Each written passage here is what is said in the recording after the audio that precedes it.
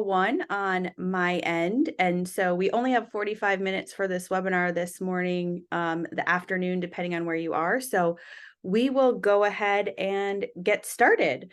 My name is Katie Hakimi. I am VP of Sales and Channel Partnerships with Crossover Health. I am beyond excited and thrilled to be here today talking with this wonderful panel of individuals that we have lined up to talk about all things women's health. So just to jump right in, I'm going to go ahead and turn it over to the panel to introduce themselves. So why don't we start with you, Camilla? Hi, everyone. My name is Camilla Galarakis. I'm a doctorally prepared nurse practitioner, and I work for Aon Consulting, and I'm one of our subject matter experts in all things women's health. Thanks for having me today. Thanks, Camilla. And I will turn it next to Carmel. Hi, everyone. I'm Carmel O'Donnell. I'm a board certified internal medicine physician, and I've been with Crossover for over 4 years. I work as a primary care physician on our national virtual team in the East Coast. And I also lead our women's health group, where our focus is education to advance women's healthcare practices in primary care. So it's good to be here today. Thanks, Carmel. And last but certainly not least, Nikki. Hi there, I'm Nikki Thalheimer. I'm a licensed clinical psychologist, also on the national virtual team. I am located in the Chicagoland area, and my region is the Central region. I'm very excited to be here as well. Thanks for having me. All right, like I said, we have an amazing panel here for you today. I'm actually going to go ahead and stop sharing my screen. If you've joined a Crossover Health webinar in the past, you know that we like to get intimate and personal and really make this more of a fireside chat discussion. So since we have such a phenomenal panel of clinicians today, for the majority of the conversation, you're going to get to see our wonderful faces and see us as we discuss this topic of women's health. So I'll be moderating us through this panel. Just a few housekeeping items. We will be taking questions. So if you have any questions, you can specify them for individuals that are on this line. And we'll make sure that we take at least 5, if not 10 minutes at the end of this 45-minute webinar to make sure that we address those questions. So please feel free to put them in the Q&A box. So I just wanted to kick it off. I was very excited to be able to lead this discussion, have this discussion with this group of women. As a woman myself, it's just a topic that I've been very interested in. I actually have a consulting background and now work in this space on the crossover side. And one of the things that I was thinking about as I was researching and preparing for this discussion with this group is, women are typically very, proactive about their health, but as they go through their journey of, their career and potentially starting a family, they have a lot of responsibilities. And so I myself was somebody that was constantly making sure that I went and saw my primary care physician every year, annual well check. And then I had 2 children during the pandemic. They are now 2 and 3. And, it's very hard for me to take time for myself. And so I was reflecting on this, and I read a stat that while 85% of women believe that checkups, annual checkups, regular checkups are really helping to improve overall health, less than 60% are actually seeking a healthcare professional or have seen one in the last 12 months. And less than 60% were also tested for some of the most common things like diseases, and, chronic conditions, et cetera. So there's definitely a gap in terms of how women perceive, health and the importance of well-being and preventive care to what's actually happening. And I think there's a lot of reasons for that. So, as we get into this discussion today, people are here from a lot of different backgrounds. They have different perspectives. We have consultants on the line. We have employers, groups that work with Crossover Health and maybe are considering working with Crossover Health, but you're all here because you care. So there's, likely the personal perspective, but also how can I help my population, or how can I help my clients serve their population and address women's health? So that's what we hope to give you today during this discussion. So I want to begin and turn it to Camilla from that consultant perspective. If you think about this high level, would love to hear from you what you're hearing from clients, how you go about thinking about their strategies, and just that high level perspective. When you think about women's health, there are a lot of hot topics today, but it's so broad. There's so many different categories. Yeah, thanks, Katie. And you'll set up part of this conversation really nicely with your own personal experience. And that's as you've moved through some life stages, your priorities have shifted and your experience as a woman have shifted. And that's what we try to really present to some of our employers as we talk about their strategy around women's health. So what we've really noticed is historically, we sit down and we have lots of segmented conversations. We talk about maybe cancer screenings, and that's where mammograms and cervical cancer and those risks and preventative care issues come up. And then in a separate conversation, we're having, oh, what can we do to support someone that might need fertility or family forming support through adoption or surrogacy? And that's another separate conversation. And then over here in this bucket, we're talking about, oh, they're in a caregiving stage. What are we doing to support them there? And now, thankfully, we are talking a little bit more about menopause, but it's its own, again, separate conversation. So what we really try to do when we talk to employers is say, what is the makeup of your employee group, right? You likely have a large amount of women in your workforce, whether it's 30% or 80%, it's still a large chunk. And then really looking at that generational makeup as well. You likely have Gen Zers, millennials, Gen Xers, and boomers that are all in really different life phases, but certain attention always needs to be there, right? You still need your preventative care no matter where you are in the lifespan. But then as you enter different phases of your life, you might need that pregnancy support or postpartum support or perimenopause or menopause support. So what better way to attract talent than say, in the life phase that you're in now, we have all of these great benefits and resources to support you, but then to retain that talent, say 10 years down the line, we're still going to be here for you. We've created a really comprehensive benefit structure that's data-driven, evidence-informed, and we really have great practical application as to how we're going to support you no matter where you are in your lifespan.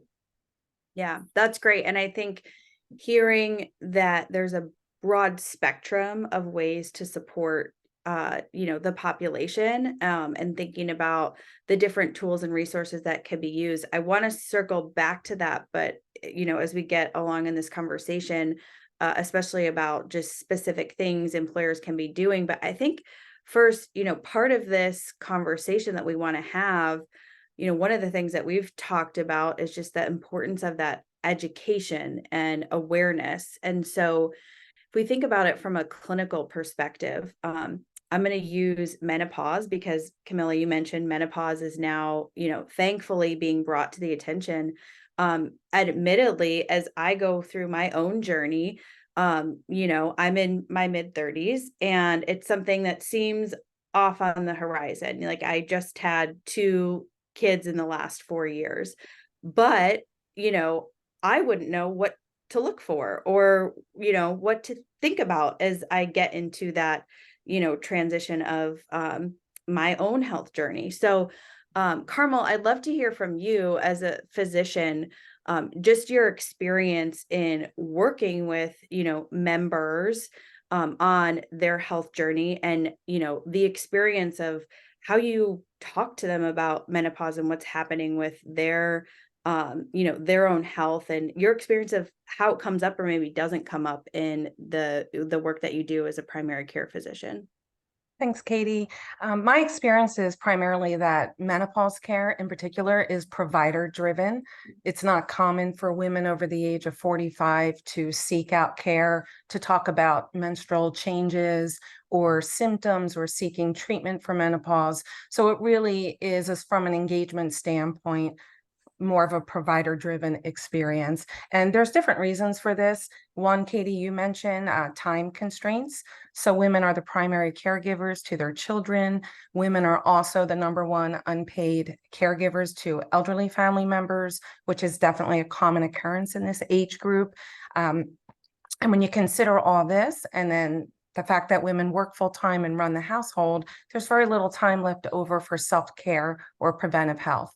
There's also other factors as well. Some women are embarrassed when it comes to talking about vaginal and urinary symptoms associated with menopause. And also some other things to consider is just the fact that women just have this mentality sometimes that they have to endure menopause symptoms like their mother, grandmother, or other family members have. So for all those reasons, it's hard to get women to engage with care on their own. But the other thing I want to point out, as we talk about, Camilla mentioned this as well, different points of care in the reproductive cycle.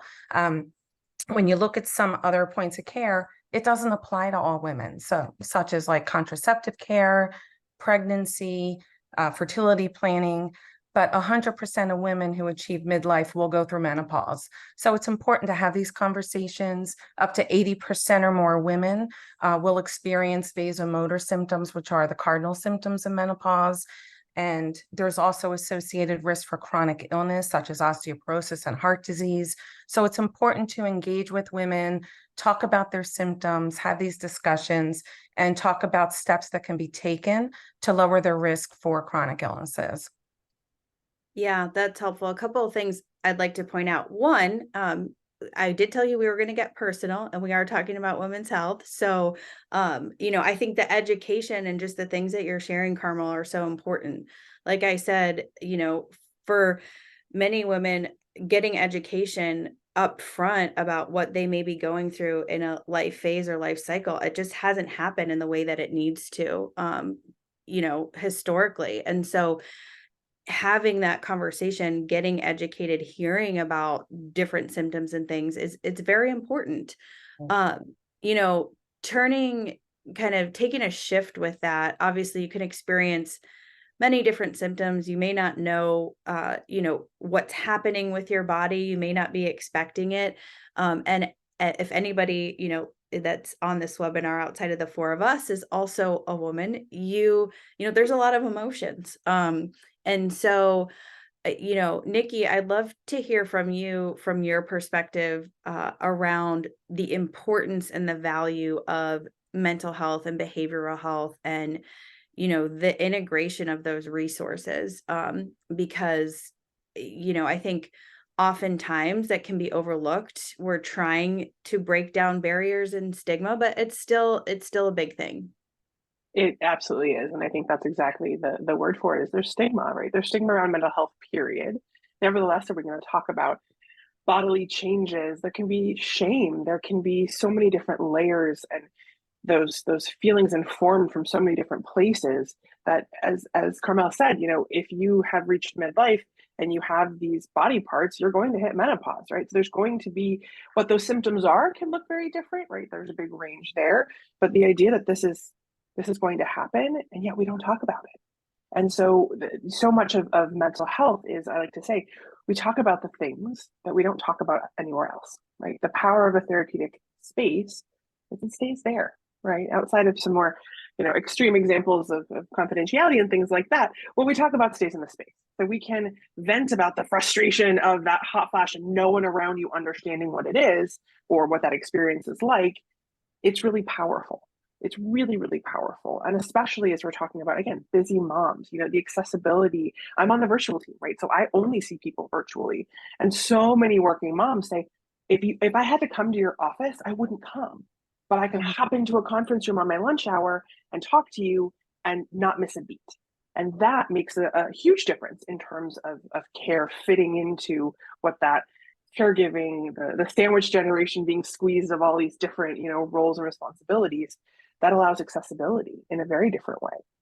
And from that too, being virtual, being able to work with somebody and say, okay, the symptoms we're talking about, I'm not sure if we're in the realm of some more stereotypical experiences of, and it can be menopause, it can be menstrual symptoms. Let's bring in a physician, right? When's the last time you had a physical? Let's talk to our physician team and let's tag team and kind of have them step in, obviously, and do their role, and I can do mine, and together we can get that wrap of care to kind of say, actually, you hadn't had a physical in a while, and now we've discovered that you actually have a hormone level that's off, right? Which, if I'm not tag teaming with physician, one of my physician colleagues, I wouldn't know. Like, that's not my realm of expertise. That's not my part of this puzzle. So that tag team, that collaboration becomes critical. Yeah, I think, what's interesting is if you think about the continuum that, Camilla talked about in the beginning of, supporting women, like from an employer perspective, you're supporting them through their career and that journey, but there are different, things that are going to come up from a health perspective. And as we've all talked about, I think, women are superheroes. I'm just going to put it out there. We are going a million miles an hour and we're helping everybody and we're solving problems. That's just my perspective, but I'm sure many would agree. And so it's easy to miss things or not take care of yourself. And so knowing too that there's different entry points, again, going back to that education and awareness, if you just need to have a conversation with somebody, maybe you talk to, if you have access to a behavioral health provider, whether it's through Crossover or it's, through an EAP, there are many resources out there, but knowing that they're available, and that may help guide you to actually see a primary care physician or a physical therapist or whatever you may need. So I think knowing that there's different entry points, I had the privilege of attending registration events for a client that launched earlier this year. And this was a distribution and manufacturing population. And I probably had over 100 conversations, and I was explaining the services of Crossover Health. And I was really quite shocked at just the stigma that there was around mental health and behavioral health services, and understanding like what that's for, like what can you talk about in those sessions. And I said to some people that asked that question, you can talk about anything you want. It's just another ear for you to listen. So Nikki, just expounding on that, I love to, if you have any specific examples of how maybe a conversation has, or how you work with a specific, member, maybe about understanding those physical components too. Yeah, I think that I'm a firm believer, as we're talking about today, that knowledge is power, right? And so much of what happens in that therapeutic room, virtual or otherwise, is validation that what you're experiencing is a human experience, right? It is not to say you're not unique and not special, but in some ways you're not unique and you're not special. You have a body, and if this body does that, and that's not actually shameful, even though a lot of times when it comes to bodies, we're bringing in a lot of shame, a lot of guilt, a lot of misunderstanding, a lot of what our relationships to ourselves look like. And so there is unpacking of that. I was talking to someone earlier today about, dating themselves, right? What does that look like? How do you know yourself in that way? And the truth is that's an example. There's several at different kind of points in life. But when you mentioning physical therapy before, that reminded me, I worked with a lot of folks who have been somewhere in their pregnancy journey, and being able to kind of say, you're sharing with me that you're in this physical pain. Hey, we have physical therapists that can help address that physical pain. And for me, I've been at Crossover about 2.5 years. That was a very new avenue. I had never worked with physical therapists in that close proximity. And I have a lot of folks where we're able to tag team. And so that person's starting to feel better mentally because they're starting to feel better physically. But they didn't start coming to Crossover with a physical therapist. It was more for mental health and making that kind of referral over. So again, getting that wrap of care to hit at a different part of life. And again, we could talk about, pelvic floor PT and the benefits of that across the lifespan, across genders, and things like that. Save that for another webinar. But I do think that there is a tag team and the benefits of having those different service lines being able to support bodies in different moments of life. Yeah. I'm going to jump in too, if that's okay. Yeah, please do. We do a lot of collaborating with other parts of our team, like other team members, and it's very common for mental health or physical therapy or health coaching to reach out to us and say, hey, this patient is really struggling with with their hormones, and I think that's contributing to their mood disorder right now. Can you reach out to them and talk to them about it further and talk about medication? And within an hour, we're reaching out to patients, setting up a visit or messaging them or having these phone conversations. So it really is a team approach, and it goes back and forth. I'll reach out to other team members saying, this patient would really benefit from counseling or physical therapy, as Nikki mentioned, for pelvic floor PT. So there is a lot of that back and forth. So it is a really unique experience when you talk about that integrated approach to care. Yeah. Yeah.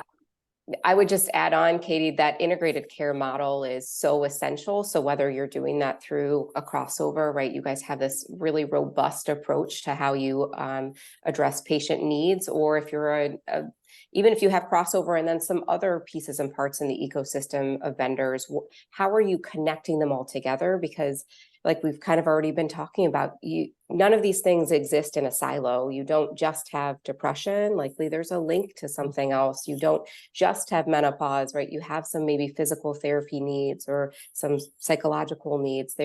These things are all related and correlated to each other. So making sure that there's that comprehensive view, no matter which part of women's health you're approaching, is saying, do we have all of the right parts, and how are they connected together to make sure the right person has that right care at the right time?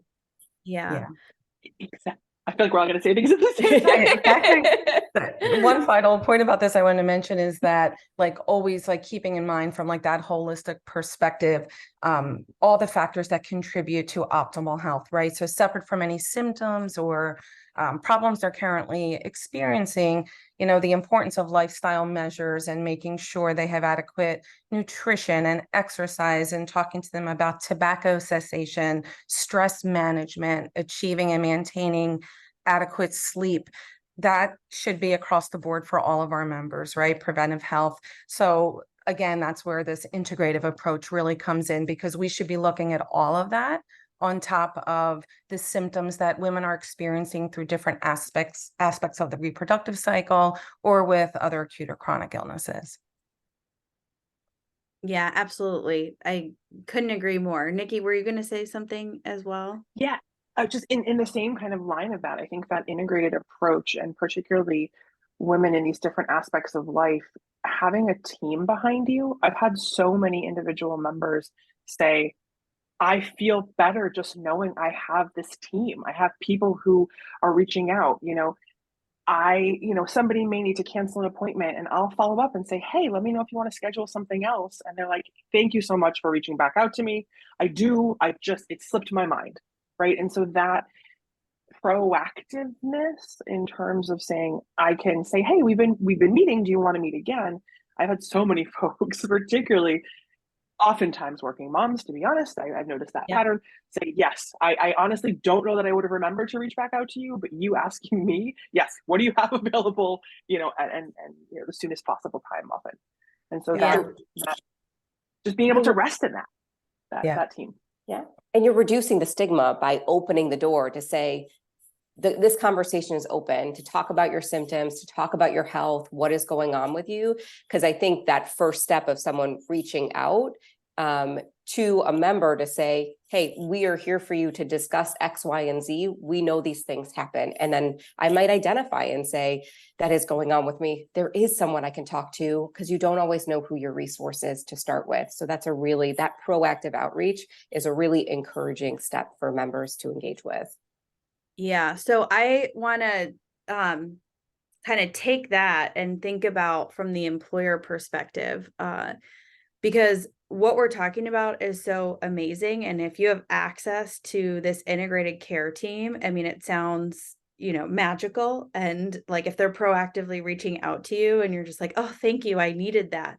That's amazing. But everybody that's on this line knows what we talk about from an employer perspective is engagement.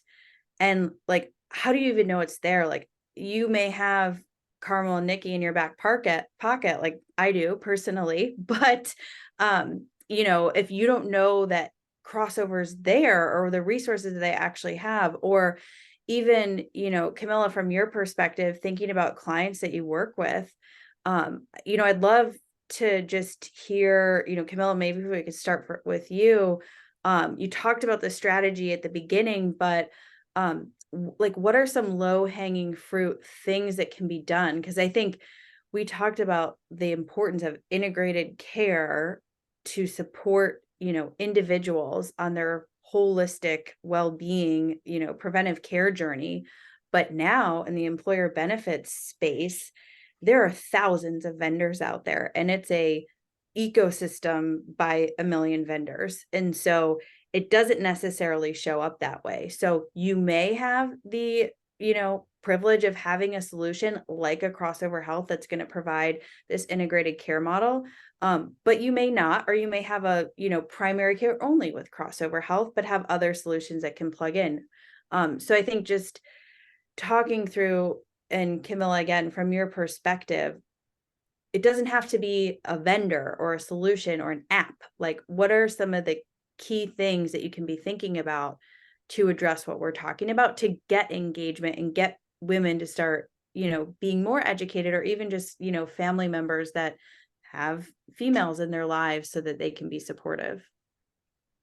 Yeah, I think there's a couple of things that are really low hanging fruit. And you're right, it's not always just buy the new shiny vendor in place. While they might offer a lot, you're just adding complexity to an already very complex, likely ecosystem of vendors and benefit plans. And so the first step we always say is, let's take that step back and do an inventory. What exists and what are you getting from each and every either vendor or medical benefit or EAP system that you have in place? What are they all offering and how do they work together? How can you engage them to work together to then say, okay, we'll have some of those warm handoffs to create the integrated care.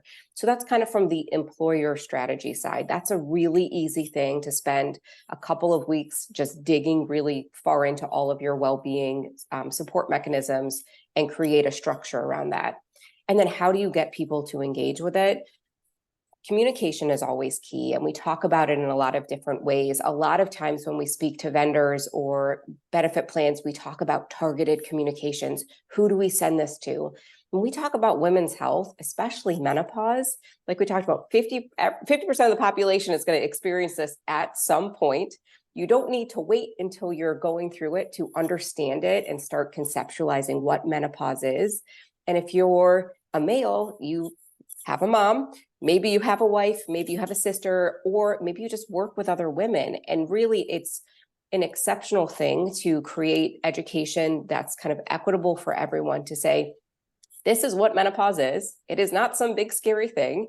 It exists for everyone. People are going through it. And this is what you can expect what they might be experiencing with their symptoms, which might change whether or not they have to take, you know, a jacket off or have a glass of water in the middle of a meeting, right? It's not disruptive, it's just part of life. And to make sure that they don't feel that stigma, right? If you create this culture and environment within the workplace where people know this exists, then those small little nuances won't feel as big of a deal to the person experiencing them. I think that's like the easiest way to start changing some of our societal norms that we talk about with menopause. I mean, we're not going to change the world overnight, but we can make little steps to really improve the discussion around this particular experience. I Yeah. agree, Camilla. I wanted to add too that education is so key. Women need to know that treatment options do exist for their symptoms. They don't have to endure it, like I said before, like their mother or grandmother did. And I do want to point out that only 1 in 4 women receive treatment for vasomotor symptoms. So education is key. We need to have women engage more. And I think if they really understood that there's treatment options available that can help their symptoms, improve their quality of life, reduce missed days from work, I think that would really help. And then, of course, access, right? So improving access so all women can receive high quality care, and having a virtual platform really helps to overcome the time constraint aspect for a lot of women in reaching out for, their health care. Yeah, I'll just add to that point. Obviously, three of us on this line are from Crossover Health. There are a lot of vendors in the ecosystem that you see popping up that now have a solution for menopause. A lot of them have started in that fertility space, family building, family planning, have, kind of jumped into, parental support, and are now adding, menopause solutions. And, admittedly, as these things started to pop up and I was seeing on LinkedIn and hearing more and more about like menopause in the benefits ecosystem, I had to educate myself and understand, well, what does that mean? Like, what product are you selling? And the more I researched and learned, it's really just more access to care. And so I think, for the crossover clients that are on the line and just consultants, no matter where you're coming from or your background and what you're trying to solve for, at the end of the day, it really is access to care. And it might be access to specialists. It might be access to behavioral health experts. It may be access to, treatments. It's also the education and awareness. So, they're being packaged up in different ways. And I think that's a great thing because at the end of the day, you're getting care to women. But to Camilla's point, it's really important to like look under the hood, understand what you have in place today, because it doesn't have to be this branded, menopause solution or branded fertility solution. There may be vendors that you work with today or things that you can do internally that are already doing some of this. And I think, Crossover Health is a good example. We've had many clients reach out to us over the last several months asking about, menopause solutions and how are we addressing it. And as Carmel introduced herself, she's part of the women's health, group that we have at Crossover. So we are providing care, but, we're paying close attention to the different lifespan of, women's health and their journey. So I think that's a really good point, Camilla, just that looking under the hood, understanding what you have in place today, what's some low hanging fruit, and how do you communicate it and repackage it and build that culture around, we support women in our workplace because we want them to show up. We want to retain them, and we want them, to exceed in their career and have a seat at the table, for many years. And how powerful that messaging is as an employer to say, we're aware of this. We're aware of this, and we are putting things in place to support you. That's a really powerful message in terms of shifting that stigma, in terms of kind of saying bodies change. All bodies change over time in different ways based on different factors, but that's not a bad thing. That's not a shameful thing. And I think that has a huge impact on culture, what it's like to be in the office, what's it like to have those conversations.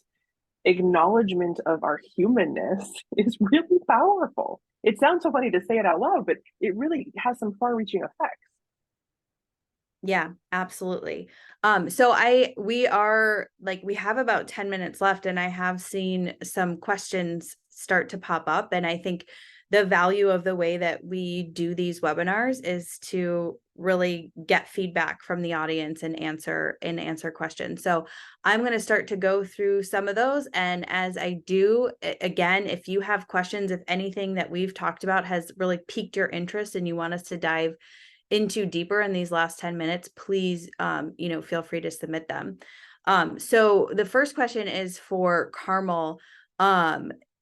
And, you talked a little bit about, menopause and treatment for menopause.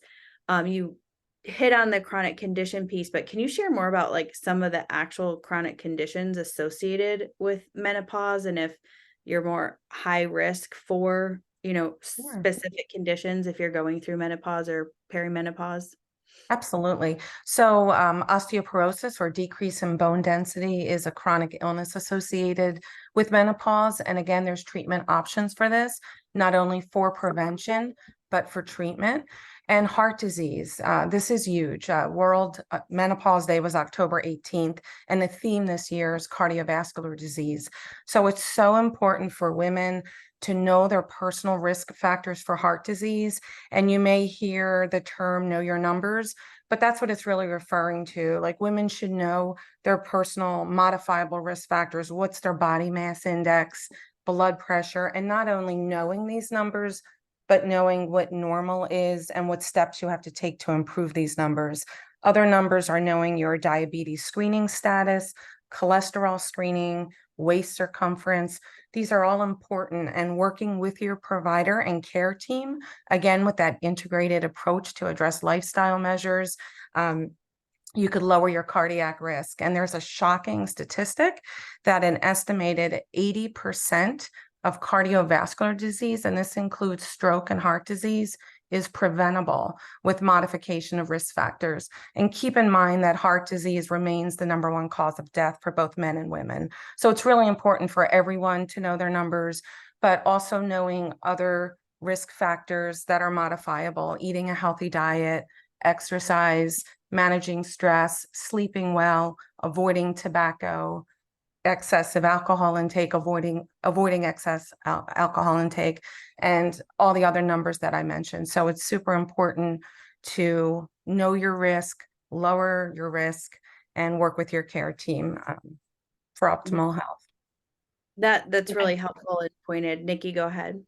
Oh, sorry. I was just gonna say that's where also I know we said this before, but just to emphasize that integrated part of the care team, right? Because you can set those goals, and that's where, whether it be behavioral health or we've got health coaching, that all of us together can help with accountability, right? I have a lot of folks say, I have these great goals, but I'm having a hard time holding myself accountable. So a lot of times in therapy, we'll set goals, and I've had folks say, I didn't want to come back next week and tell you I didn't do the things we talked about. And so in the beginning, that motivation to not disappoint, I always say, you're not going to get an F in therapy. Like, that's not a thing. I'm not going to yell at you. You didn't Right. meet goals. But that can be motivating in the beginning. When motivation's tough, that can get the ball rolling, right? And that's where our Right. tag team of saying, okay, what are you seeing, physician I'm working with on, for this person, what are some goals that maybe I could bring in that you're seeing? And then together kind of have that holistic picture of both accountability and moving towards these lifestyle and kind of healthier choice goals. Yeah, think- I was sorry. I was just gonna say before you jumped in, I feel like I'm the perfect example of that. And I would feel many would relate, is that you, just as a human, many of us know what we need to do, right? But there's so much guilt and shame. And if you add in, working full time, whether or not, you're a caregiver, whatever form that takes, life is so busy, there's so much stress. And so, at the end of the day, sometimes it's just easier to reach for what's easy or whatnot. And so I think, we can all relate to that on any level. And so I was going to say, before you said it yourself, is that, component of having accountability and just having somebody else to talk to and say, you know what, I'm not reaching my goals and it's stressing me out further. Like, what are some barriers I can break down to just help, even if it's one thing, like what's one thing I can do for myself? I think that is just so important as well. I want to make sure, just because we only have about 5-6 minutes left, and we do have a couple of more questions that have come from the audience. Camilla, I think this would be for you. And you've talked about this at a high level, but I don't know if you can maybe provide an example of just an effective and appropriate strategy that a client's done to communicate with, their female workforce. And again, I think part of it, what we talked about, is not necessarily targeting the messaging, because I had this conversation back in August with a couple of consultants that I was at lunch with, and I asked them their perspective on, you know, the buzz of menopause, and they said that's just another thing that we're being called out for in the workforce. So it was just an interesting, you know, perspective to hear. So would love to hear from you just how to think about that communication and really getting people to engage and educate. Yeah, I think it's just creating more of an integrated approach to how you're communicating. So you're not, again, creating stigma by calling out, hey, there's yet another thing that women go through. Part of it's actually a DE&I consideration, which is if you're calling it out for women, maybe also doing campaigns around changes that men go through throughout their lifespan, right? Today we're focused on women's health, but men's health does have its own initiatives and things that you have to think through and changes that they experience. So make it kind of this equitable discussion that you're not calling out women for, you know, they need even more resources and attention. It's we understand that this is part of the life cycle. We understand that this is part of what you go through. And so we are creating a conversation around it. And so lunch and learns, right? I mean, we do them, but they're well attended and people do walk away with some good information. And I think they do kind of just create that conversation as opposed to, I got an email about additional benefits of, like along the continuum of care. One of the ways that one of our clients did it earlier this year is it all stemmed from talking about the decreased mammogram rates that we saw during COVID. We needed to increase screening rates for their mammograms for their population. So we started talking about, okay, what else are we seeing in the women in your workforce? Is there anything else that we can tackle at the same time, right? Or if we're either campaigning for it to say, please go get them, or if we're doing a mobile mammogram unit, what are other things that they can get done? Can they get their know your numbers? Can we combine it with a biometric screening at the same time? So again, we're just kind of talking about all of the things that someone could be experiencing as a woman and trying to really communicate this is what you can engage with at this point in your life. So that's one of the ways I've seen it done. That's a great example. And I have a follow-up question. I actually thought of this follow-up question before you mentioned the breast cancer screenings. But I think for employers, what are some of the data points that they should be looking at to kind of help inform the strategy? I think there's some obvious, knowing the percentage of the population, but also like the DE&I perspective of just understanding who your population is and how you may need to tailor messaging, like, for cardiovascular disease, is it more prevalent in, certain populations? So I just love a quick hit on some of the data to be thinking about that you could leverage for a strategy. Yeah, I think the DE&I piece is that, Black women are more likely to die of a cardiovascular event than white women are. Hispanic women are higher than white women as well, but Black women have an astronomically higher risk factor.